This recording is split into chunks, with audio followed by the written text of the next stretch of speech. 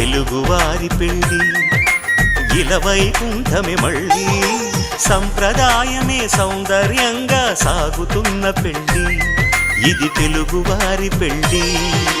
ఒకరికి ఒకరని అనుకుంటే అదే నిశ్చితార్థం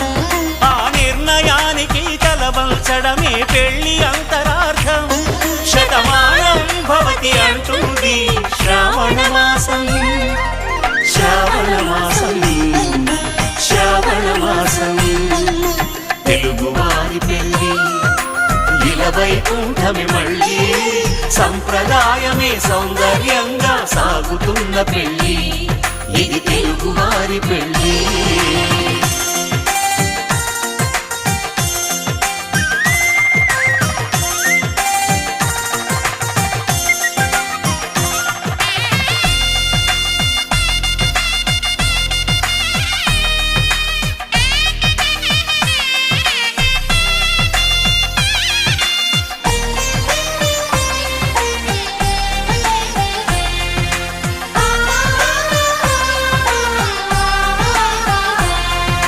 మంగళకరమే బంగారం నిత్యం శక్తి